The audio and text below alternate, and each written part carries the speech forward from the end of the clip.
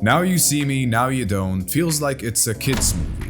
It feels like the slick, action-packed formula of the previous movies has been dumbed down and made tamer for a wider audience. It's still a little fun. I was laughing my ass off in the theater at how absurd most of it was and at how corny the dialogue could be. But I'm not sure that that was what the movie intended. I think it was just inadvertently funny to me because I wasn't amongst the intended target audience anymore. Now, I don't mean to come around here like the anti-fun police. Sometimes there's no harm in having these fun, actiony, blockbuster franchises. Dumb, harmless popcorn flicks aren't hurting anyone, but to me, the previous entries in this franchise felt like they were more than just that.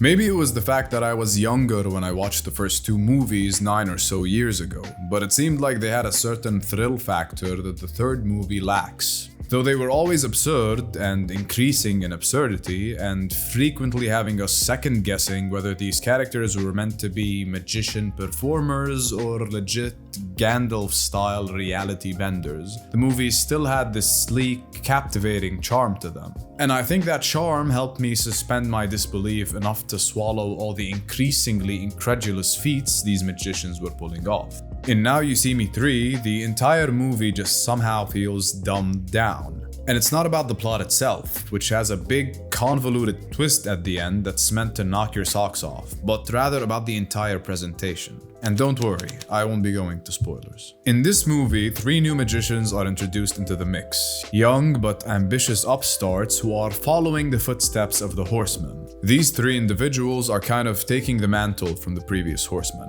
working side by side with them and showing them that the new generation does it well too. In a sense, their inclusion feels like the movie's attempt at remaking the franchise for younger audiences. That inclusion also feels like a big part of what dumbs this movie down. This mini group of rapscallions are a Disney-style found family of pizza-loving, secret headquarters-having, cutesy bantering Gen Zers. They're every teenage character stereotype combined into one.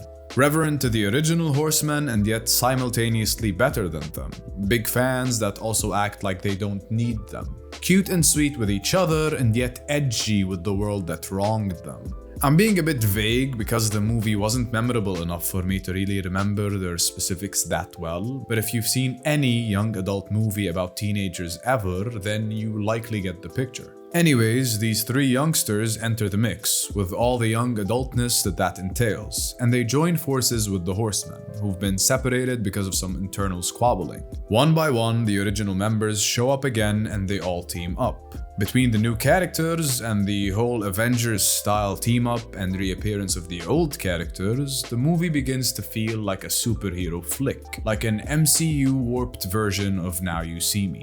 Cue the most on-the-nose, cliché, quirked-up dialogue that you can imagine, along with frequently exaggerated, Disney-esque performances, and you have a movie that feels very weird, especially relative to the old ones. And I'm not trying to diss the actors' performances here. Most often, it's the weakness of the script and just how cliché it is, and its insistence on painting the newcomers as traditional movie youngsters that lead to these exaggerated performances. For example, Bosco Leroy, one of the new 3, is pretty much an anime protagonist, switching incessantly between arrogant smirking and brow-furrowed brooding. One of the first things we hear about these new characters is their entire backstories. After the intro to the movie, where we see them stage a fake performance by the horsemen, they're met by J. Daniel Atlas, who breaks into their secret headquarters to reprimand them for pretending to be the horsemen. While doing that, he goes on this nearly minute-long tangent where he literally explains who they are and each character's entire background. But,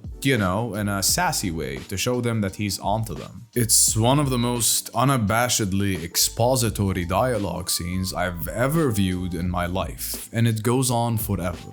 A scene like this means one of two things. Either this movie has so little regard for its audience's intelligence that it feels like it has to very explicitly explain to us who these new characters are and everything about them in a monologue, or that this movie is aimed at very young people. This is only the first of the small brain stuff that happens in this movie. The main plot of Now You See Me 3 revolves around the newcomers and the old gang being sent on a special mission by the Eye, the Illuminati-esque secret spy organization for magicians, to retrieve a big-ass diamond from an evil South African CEO woman who uses her diamond company to launder money for bad people. To do that, the Eye sends the group to the secret mansion in France, which is filled with puzzle rooms that they kinda must decode and solve in order to get to the next step in their mission. The puzzles are laughably bad. These master illusionists that pull off the most absurdly complicated heists and plans in the world are stumped by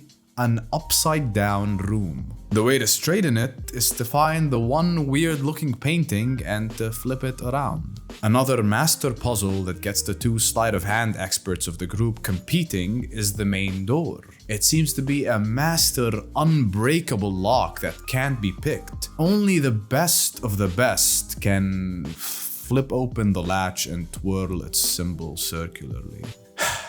So often, this movie speaks to me like I'm a dumbass, like it doesn't have faith in my mental capabilities. Even with simple choices, like making every one of these magic nerds a Goku-level martial artist. I don't need a fight scene every 3 minutes, and I don't need my magician protagonists to have combat superpowers. The universe-breaking magic tricks are enough. I'm really not trying to be allergic to fun or like a grumpy, complainy old man, but like, it's stuff like this that makes me feel like the movie is very dumbed down, or that it was made for very young people. That, along with how basic, cliché Hollywood the dialogue is. Granted, as I mentioned previously, I was frequently laughing in the theater. The movie was so absolutely absurd, so incredulous, so corny that it was hilarious. It was a campy, so bad it's good situation.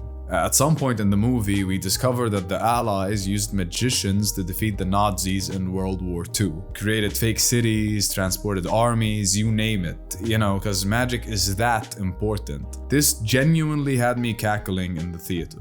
And the funniest thing is, apparently the wartime magician that they reference, Jasper Maskelyne, is actually real, and he claims he actually did all that stuff. Most modern research implies he was just pulling shit out of his ass though, but he is actually real, he does exist. Anyways, in that way you can find some enjoyment in Now You See Me, Now You Can't. You can shut your mind off and enjoy the spectacle. You can laugh at just how crazy these magic performances are going to get. And treat this like a pure entertainment flick that you could, I don't know, watch with your kids or something. But even if you can find that enjoyment like I did, I think you'd still feel, like I did, that a part of Now You See Me's original identity was lost in the process. Like it was stripped of that sleek coolness and made into something somehow even more commercial, even more broad audience, more basic. Like there was a genuine cool factor in the first two movies, no matter how silly it is to admit, that this sequel has lost. In that sense, Now You See Me, Now You Don't is a forgettable disappointment. But not by that large of a margin, because let's face it, no one's coming into a Now You See Me movie expecting to be met with absolute cinema. Anyways, what do you guys think of the movie? Was it still enough to satisfy that itch for magic-y fun for you? Am I just a grumpy old man reminiscing on some fake nostalgia? Are you like me, feeling like it didn't really hold up to the older titles? Let's talk about it. And thanks for watching. Goodbye.